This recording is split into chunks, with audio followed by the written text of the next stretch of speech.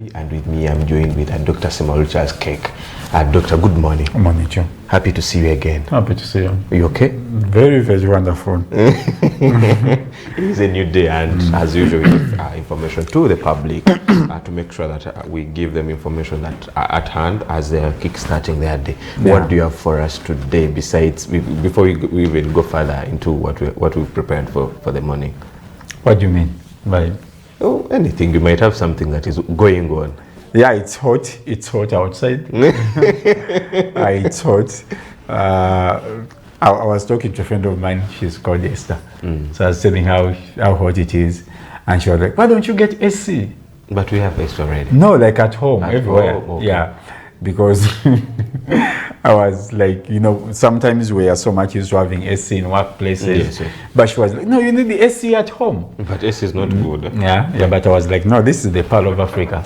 And we are not supposed to have AC anywhere. But she was like, no, it's hot, we should be having AC. And our road is being worked on, Chila Road. Chila Road, yes. It's also becoming one of the biggest challenges to move. We encourage people to move cautiously because the road is under construction. Where you pass in the evening, by the time you come back in the morning, there is a diversion again. You're supposed to pass somewhere else. Yeah, it's a little bit disturbing for the construction. It's very bit disturbing. So people who use Chila Road right away from the traffic lights of Mulago as you're heading to almost up to Chila Road police station. The road is under construction, and we encourage people to move cautiously. True. Yeah. Good morning, and this is what we prepared for you this early morning. We talk about the President of the Republic of Uganda, His Excellency Yoweri Kaguta Museveni. He came out and issued guidelines onto security personnel onto how they can arrest individuals. He mentioned about the 48 law that they're supposed to follow, and he also mentioned about police security personnel to identify themselves when they are going to arrest someone. And also, besides that, we were able to witness yesterday that is the former Lord Mayor Elias Lukwago. He was brought to court, and he's on charges of treason, and it is likely that he will be joining the former leader of opposition, that is Dr. Kanokiza Besigye. And besides that, we shall talk about the G7 summit that is happening in France, and we talk about the questions that were answered by Trump on issues concerning the ongoing war between the US and Iran and Israel. No, not the ongoing war. It is, there was a ceasefire. But it is ongoing, Doctor. Are you sure? Yes, they're still fighting. Really? Yes, there was an attack. Really? Yes. By Israel? By Israel. Oh. Yes. Okay. Netanyahu is about to be put where it's supposed to be. And where is that? No, like have we started? Of course we started. No, we started. Yeah, there is a framework that was signed. It leaked out on Friday. It leaked out on Friday. It's a framework that shows exactly. It is very beautiful. For us that have been supporting Iran, we are celebrating. You mean the MOU that was? Yeah. Actually, even yesterday we saw the Prime Minister of that's Canada. He came out and said this is a game changer. The MOU that was signed between the US and Israel and Iran. Yes. He called it a game changer. Yeah, I think we shall talk about it in the details tomorrow on Friday. The MOU has 14 points. Okay. And these 14 points, actually it came out either on Thursday last week or Friday.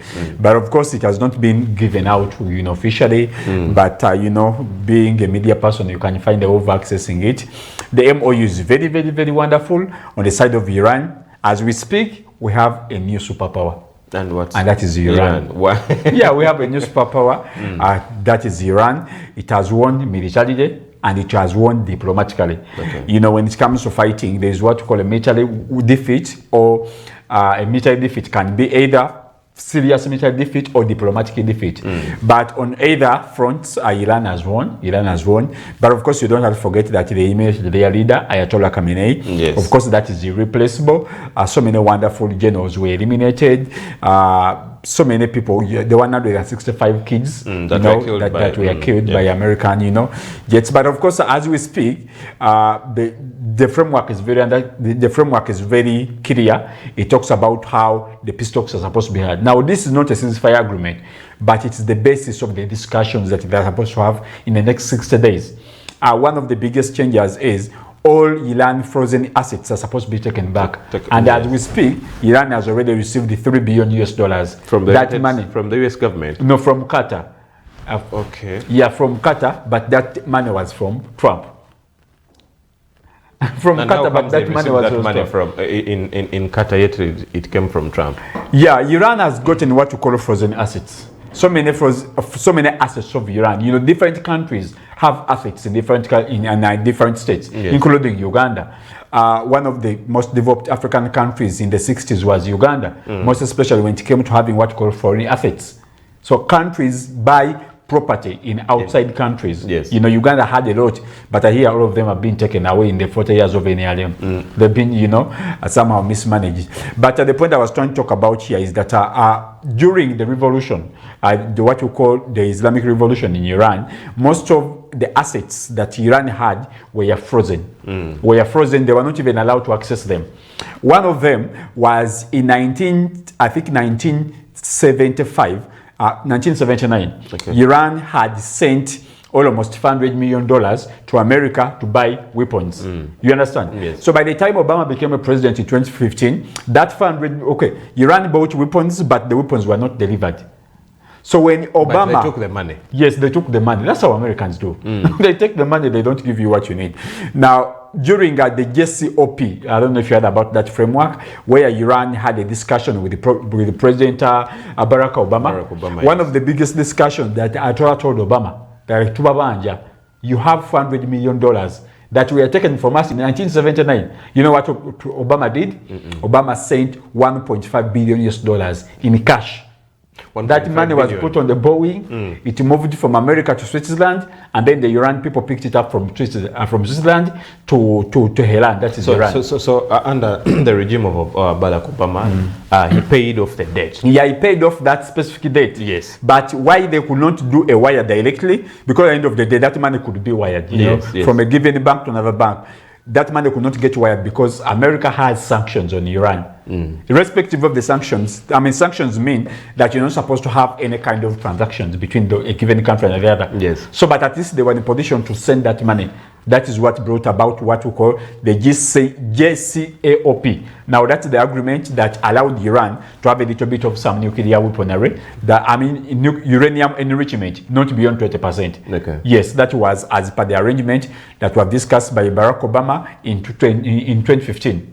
But as far as this framework is concerned, the one which was signed last week, actually the one that was developed last week on Friday, Trump did that agreement on his birthday because he was turning 80. 80, yes. Yeah, he was turning 80. It was I was able to, I actually watched live when he was celebrating his birthday in the White House. Yes. So this kind of agreement has this kind of memorandum. It's like a framework that's going to guide the discussion further. This framework was signed. This framework is what's going to be the basis. It has 14 points, and we shall go through all the 14 points. The biggest issues that we need to talk about right here is number one, the article number 5, or out of the 14 points, point number 5 says that the Strait of Hormuz should be open. You understand? Because the Americans... So business should resume after the opening of the Strait of Hormuz. Yes. It's already open, by the way. It's open because the Americans had closed it from the other side, and then even the Iranians had closed it from the other side. As we speak, the Iran people are removing their what we call water mines. They are getting rid of those water mines, the fact that ships can cross, the vessels can cross and take away the oil. But as we speak, still from that very arrangement, America is supposed to facilitate what we call a reconstruction program. All the assets, all the infrastructure that was destroyed during this conflict, you know, it's supposed to be reconstructed by American money. And that money is almost $300 billion. Okay. You know? So that is a separate amount of money that's supposed to be given out by America. Actually, I tried to look for the MOU, but as you've mentioned it is not yet out clear to most of to the public. But I was able to at least get a few articles under it, and I read somewhere it says that the US government has to compensate each and everything that was destroyed within this very war. Yes. So that's the compensation, and of course the monetary value is $300 billion. Now that is separate from the money that's supposed to be given back actually from what we would call the frozen assets, the money that was taken from what we call the frozen assets. Now, as we speak, Qatar has already given America, actually that was last week, Qatar has already given in $3 billion US. You know, out of all these frozen assets, some of them are in Saudi Arabia, some of them are in America, some of them are in Qatar, and most of them are in the UAE. Yes. Actually, even before the MOU, even before the framework, people from Saudi Arabia and Qatar had delegations that were moving to Iran. Even before the emergence, even before Trump coming